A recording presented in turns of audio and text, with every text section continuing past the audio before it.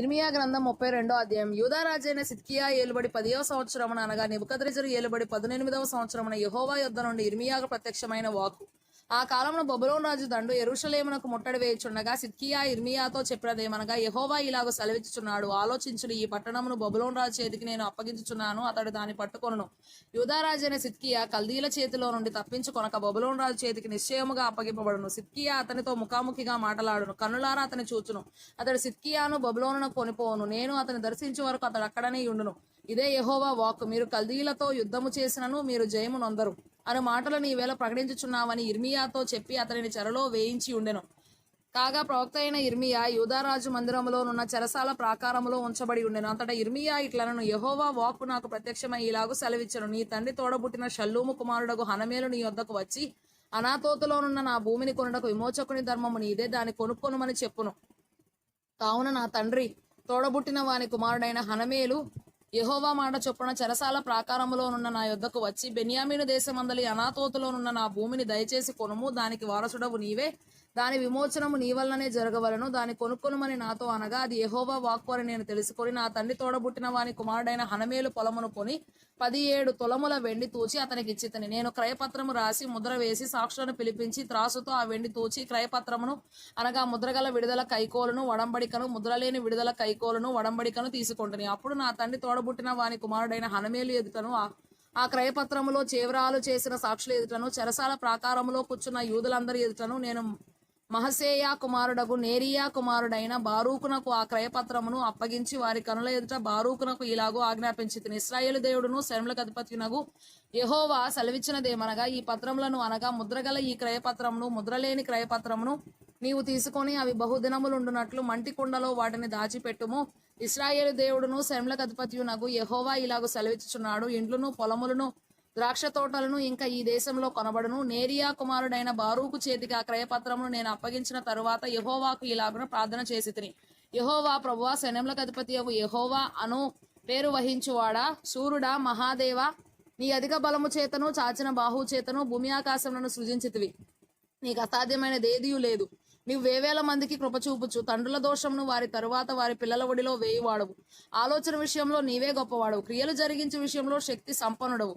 వారి ప్రవర్తనలను బట్టి వారి క్రియాఫలమును బట్టి అందరికీ ప్రతిఫలం ఇచ్చుటకై నరపుత్రుల మార్గములన్నిటిని నీవు కనులారా చూచున్నావు.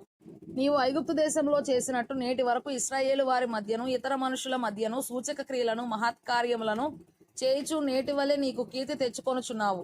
సూచక క్రియలను మహత్కార్యములను జరిగించుచు మహాబలము కలిగి చాపిన చేతులు గలవాడవై మహాభయము పుట్టించి ఐగుప్తు దేశంలో నుండి నీ ప్రజలను రప్పించి మీకిచ్చేదనని వారి పితరులకు ప్రమాణము చేసి పాలుతేనెలు ప్రవహించు ఈ దేశమును వారికిచ్చితివి.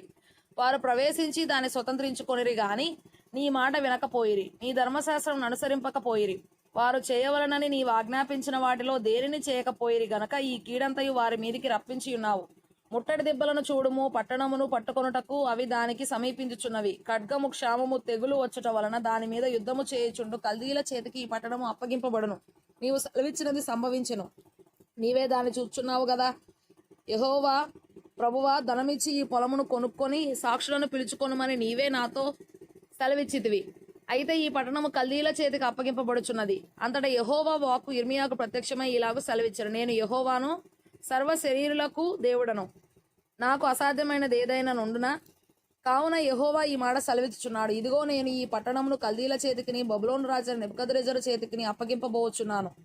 అతడు దాన్ని పట్టుకొనగా ఈ పట్టణం మీద యుద్ధము చేయు కల్దీయులు వచ్చి ఈ పట్టణమునకు అగ్ని ముట్టించి ఏ మిద్దెల మీద జనులు బయలునకు ధూపార్పణ చేసి అన్ని దేవతలకు పానార్పణములను అర్పించి నాకు కోపం పుట్టించిరో ఆ మిద్దెలన్నిటినీ కాల్చివేసెదరు. ఏలయనగా ఇశ్రాయేలు వారును యూదావారును తమ బాల్యం మొదలుకొని నా ఎదుట చెడుతనమే చేయుచు వచ్చుచున్నారు. తమ చేతుల క్రియల వలన వారు నాకు కోపమే పుట్టించువారు.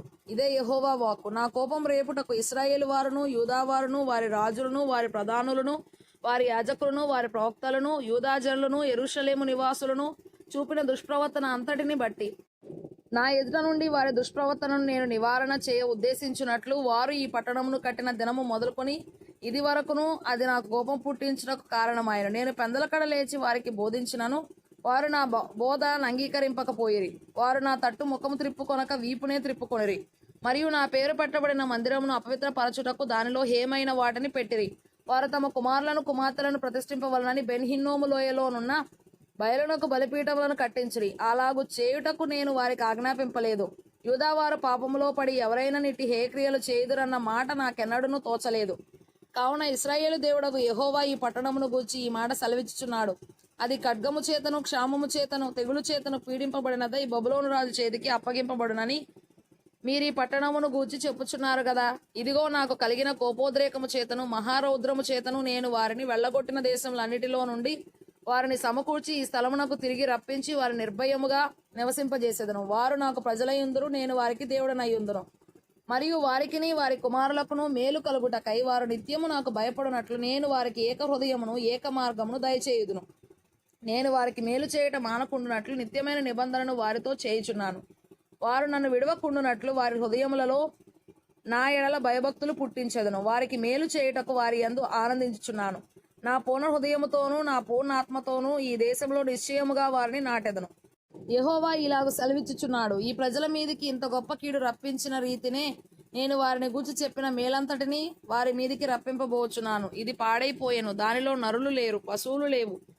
ఇది కల్దీల చేతికి ఇయ్యబడి ఉన్నదని మీరు చెప్పుచున్న ఈ దేశంన పొలములు విక్రయింపబడును. నేను వారిలో చెరపోయిన వారిని రప్పింపబోచున్నాను గనుక బెన్యామీను దేశంలోను, యెరూషలేము ప్రాంతములలోను, యూదా పట్టణములలోను, మన్యములోని పట్టణములలోను, దక్షిణ దేశ పట్టణములలోను మనుషులు క్రయమిచ్చి పొలములు కొందురు, క్రయపత్రములు రాయించుకొందురు, ముద్ర వేయుదురు, సాక్షులను పెట్టుదురు. ఇదే యెహోవా వాక్కు.